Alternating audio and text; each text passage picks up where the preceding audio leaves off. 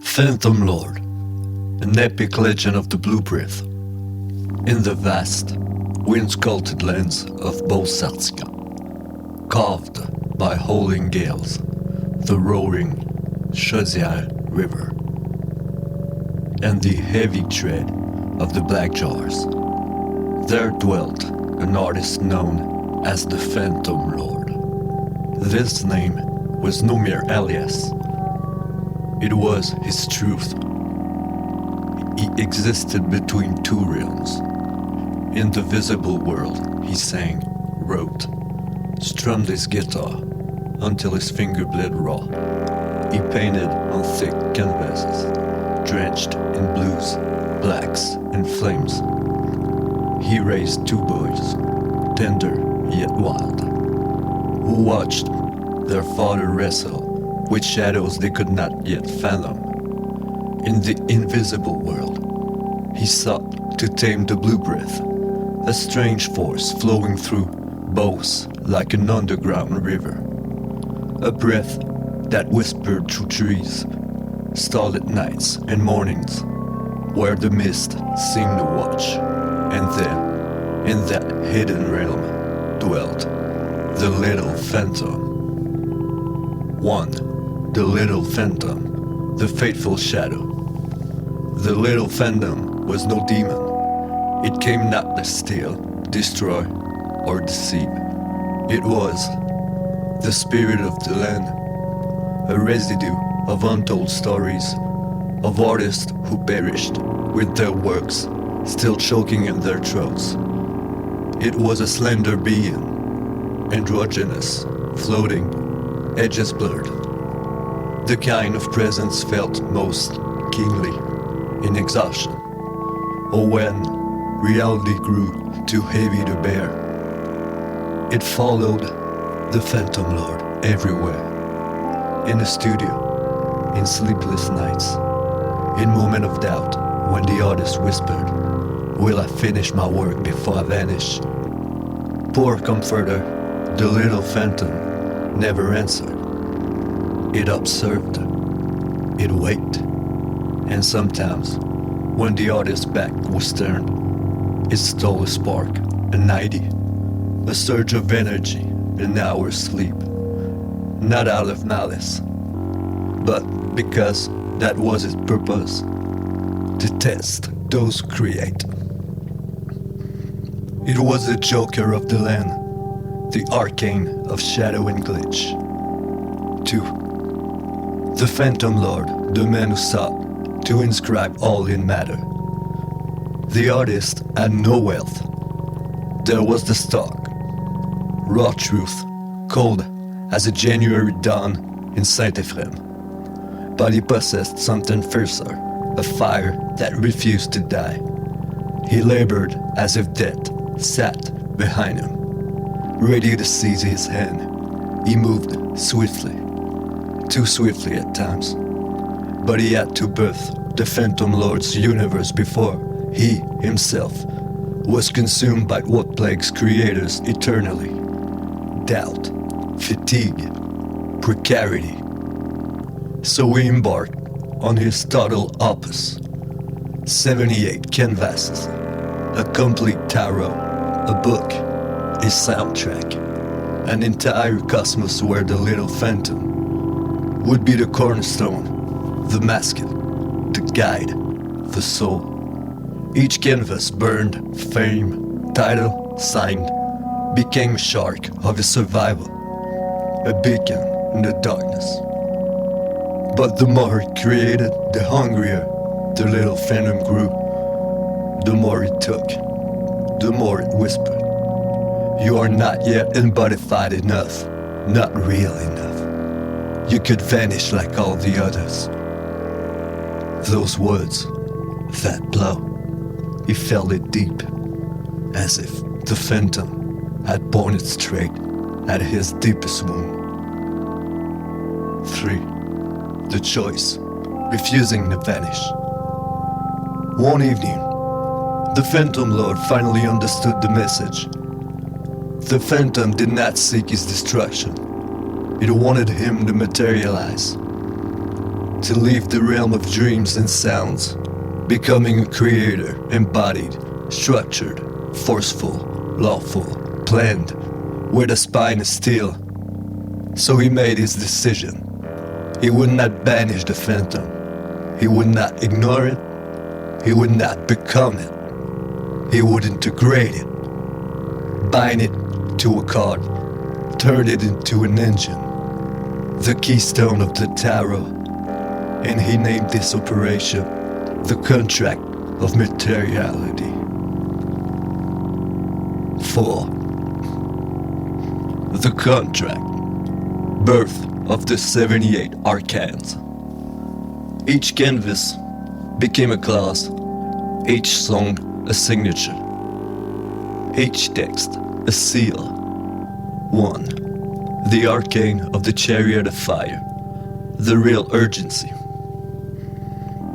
This card was born from the brutal need for solidity, to transform financial vulnerability into motion, a clear plan, a foundation. The artist had to forge a sturdy chariot, a structure, a legal name, a fiscal path, a starting point, even a minuscule. This chariot was unglamorous. It was a tool of survival, the first victory against erosion. 2. The arcane of the silent source, the invisible capital. This card revealed that all he had created already held value, even if it slumbered in folders, canvases, texts, notes. True capital was not in his pockets. It hung above him like rain awaiting his command. 3. The arcane of the negotiator, the verbal pact. This one was the arcane of speech, of the difficult call, of the trembling voice that still declared, I have a project, I have a plan, hear me. It was the card where the artist embraced battle in the real world, not just on canvas or in a song. 5. The inversions. The Phantom Lord becomes real. When the 78th canvas was complete, something shifted. The air thickened. The light grew strange. And the little phantom appeared, hovering before him. This time, it took nothing. It drained no energy. It frightened more. It seemed proud, almost gentle. You have understood, he murmured. The artist gazed upon his hopes. All the canvases, text, music, the entire universe. He realized it was no longer just a project. It was an incarnation, a materialization of his essence, a bridge between worlds. And suddenly, he was no longer a rumor, no longer a shifting shadow, no longer an artist teetering on oblivion. He was the Phantom Lord incarnate. Now bound and transfigured in the Joker arcane, smiled in the reflection of the final canvas. Now that you grasp the matter, said the little beam, the blue breath can finally flow through you, and your universe can begin. Chapter 6. The night the breath became a voice. The Phantom Lord worked late, always too late. Night was not merely time, it was a state. A realm where light is scarce and thoughts grow heavier, more honest. The night he painted, seeking a blue he had never captured. A blue between worlds, a blue that breathes, the blue behind closed eyes. He mixed, restarted, cursed, scraped, tried again, stretched, and suddenly, in a moment free of music or thought, only fatigue and raw will, the blue breath it inhaled, and the blue breath awoke for the first time as a voice. It was not a sound, it was motion in the air, a shiver that crossed the room, vibrating each canvas like silent guitar strings. The breath said, I am not your inspiration. I am not your genius. I am your echo. The blue on the canvas seemed to stir gently, like calm water, awaiting a step to come alive. The artist understood that this breath united all he did. Painting, music, text, visions, anguish, dreams, even the little phantom. The blue breath became the hidden narrator of the universe, the one telling the story from within each arcane. Chapter 7.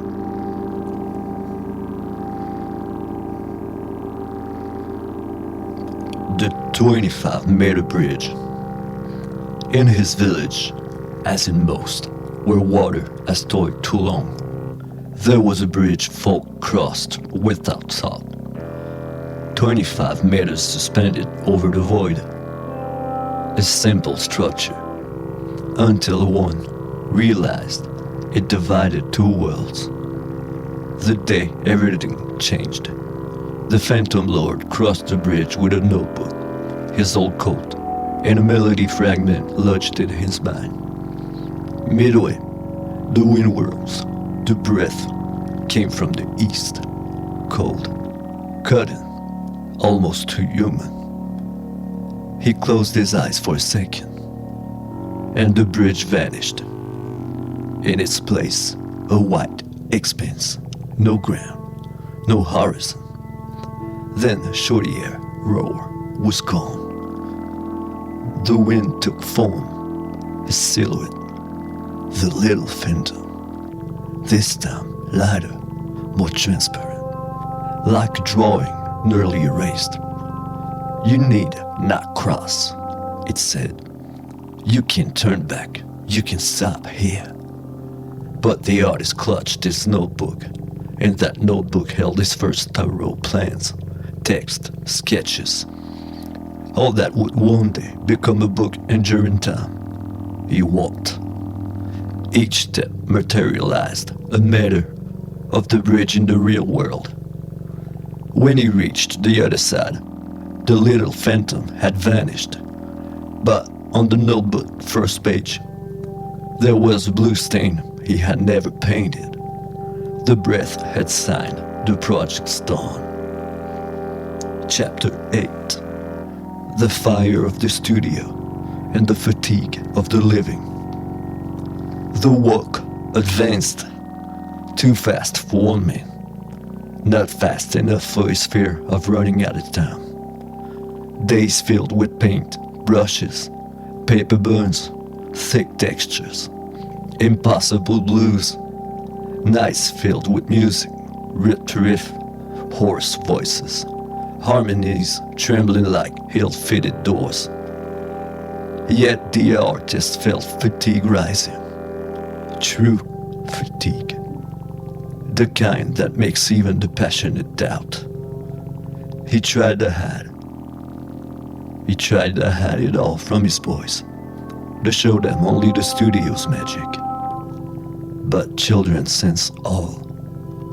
They see when a father grows too pale, too silent, too distant.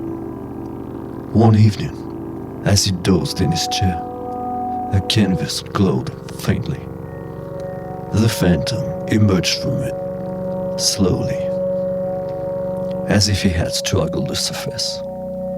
It placed its translucent hand on the artist's shoulder. Rest. I do not want you dead. I want you embodied. Those words, soft as a breath on a ghetto strings, changed everything. For the first time, the artist understood. The phantom was not foe. It was a guide. A strange, demanding, unpredictable guide. but a guy nonetheless. And that night he truly slept. Chapter 9. The first arcane that spoke. One morning, as the Phantom Lord deed the studio, a canvas vibrated, not physically, internally. It was the arcane of pure fire, the one holding the first notes of the future musical universe. The canvas seemed to call. The artist laid his hand upon it, and the canvas spoke to him. I want to exist beyond your mind. Do not leave me imprisoned in your imagination. Give me a name. Give me a law. Give me a world. Each arcane would do the same thereafter. One demanded text, another music. Yet another wanted deeper burns, as if matter must be wounded to become sacred. That was when we realized the 78 arcanes were not a project, but beings, entities demanding birth, and he was the one to deliver them. I write this to you as a book that already exists somewhere in a blue future. Read closely. You will feel the ascent. Chapter 10. The Rite of the Joker. The birth of the spirit masculine. There was an evening in the studio where the elf felt denser than usual. Canvases lined up like silent spectators, brushes soaked in a blue too deep for ordinary pigment. And the little phantom hovered above the floor, suspended indecision. It was the night of the ride, the moment when the land spirit, this translucent being that had followed the artist forever, would receive its place in the opus, its form, its role, its law. The Phantom Lord stood before the blank canvas. It did not paint yet. He waited. The little phantom approached. He had never spoken so clearly. If you want me to serve you, it said, you must give me more than a face. You must give me a destiny. An arcane is a world demands a pact. So the Phantom Lord took chalk and drew the first circle on the floor. The blue breath hummed in the walls. The shorty air itself seemed to hold its current. The phantom entered the circle. It became stable, sharp. Its edges ceased trembling. It seemed to gain substance before the Creator's eyes. I am the Joker, it said.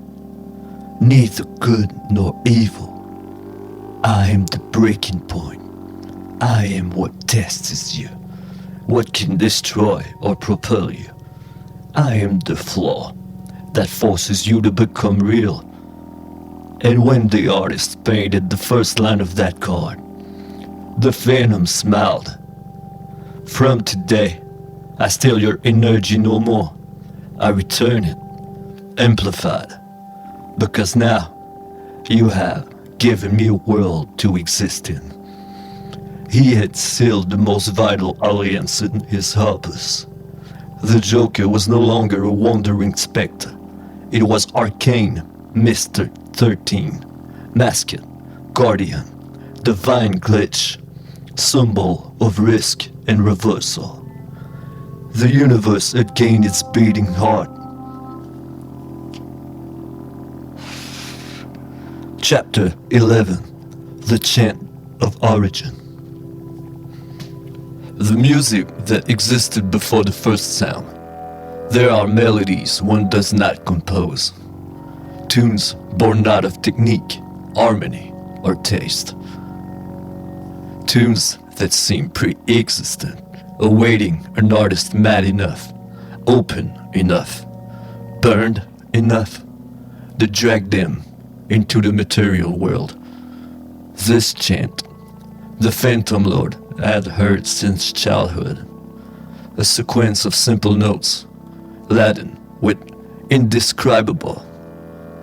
A blend of nostalgia, call, threat, hope, a sound like a memory not his own. He heard it while painting, driving, strumming guitar, watching his boys sleep. Always the same motive, always a whisper. But that evening, something changed. He placed his fingers on the guitar. The phantom perched just behind his shoulder.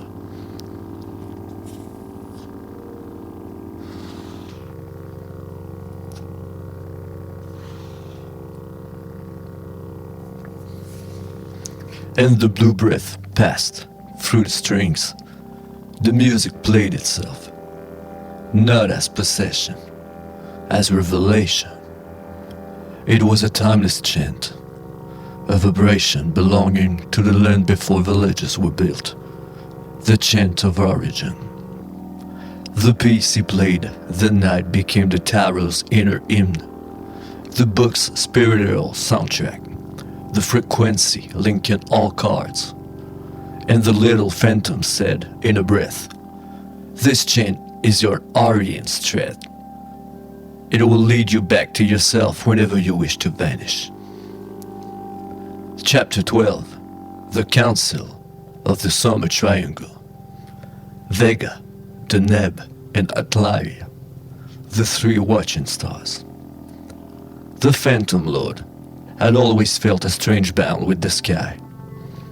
Not banal romance, a living rapport. When he looked up, he did not observe the stars, but felt observed. One sleepless night, he walked near the bridge. The sky was unnaturally clear. And then the summer's triangle, three stars, Vega, Deneb, and LIRE, aligned in a way that seemed deliberate. A perfect triangle, a cosmic beacon, and everything vibrated. The blue breath rose in a column behind him. The little phantom materialized sharper than ever. The stars shone as if breathing. A voice, or three voices, resounded in his head. "Creator, you were born under our sign. You forged not just a work. You forged a bridge between this world and another. We are witnesses to you back. We watch over the time you lack." The three stars offered gifts. Vega, the heart's fire, fierce passion, raw creative force, the drive to restart even in exhaustion. Deneb, the memory of the dead, the ability to turn wounds, solitude, losses into enduring beauty. LIRE, the breakthrough, brutal clarity, strategic vision, the audacity to overturn one's fate. These gifts became the tarot's three secret laws: fire, memory, and a breakthrough. The little phantom even bowed slightly, a humble, rare gesture. "You are no longer alone," it said. "The sky has seen you, and it has chosen you." Chapter 13. The Creator's Fire. Tesla, Haley, Dracula, Brand New, Lorna Shore. The living influences. Every artist has a personal pantheon, not idols, forces, archetypes. The Phantom Lord was an impossible yet coherent blend of science, fury, melancholy, dark elegance, and incandescent metal. One night, working too fast, too hard, too long, he felt four presence behind him, like mythic silhouettes.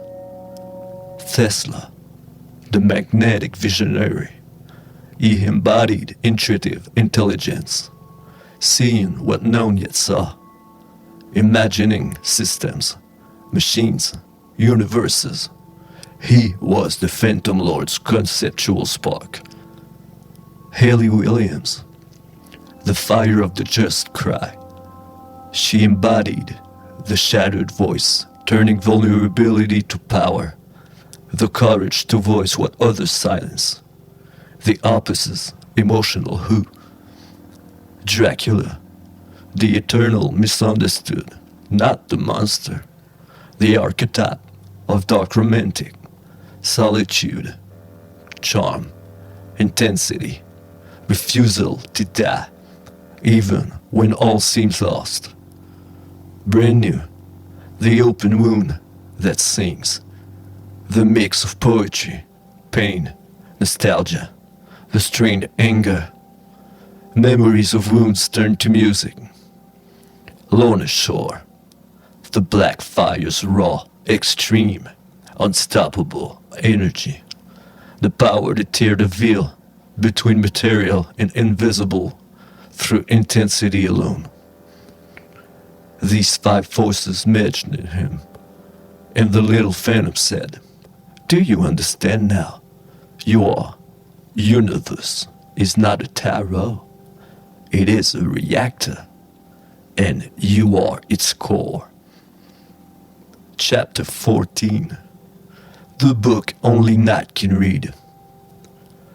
The birth of the Phantom manuscript. In the week that followed, the Phantom Lord felt a strange need to write. Not text to sell, not text to explain, a secret text. One only powerful knights could read without burning. He opened the notebook and he wrote visions, dialogues, dream fragments, ideas existing only in the brain's blue depths, drawing of the little phantom in all forms, music notes, tarot laws, snatches of daily life, sometimes written with acrylic-stained fingers. This book became the Phantom manuscript. It was not meant for publication. It was the project's soul. One night, collapsing from fatigue, he left the manuscript open on the table, and in the morning, without his touch, a phrase has appeared in blue ink, a phrase neither he nor anyone had written. Continue.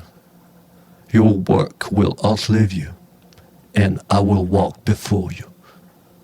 Signed, The Phantom.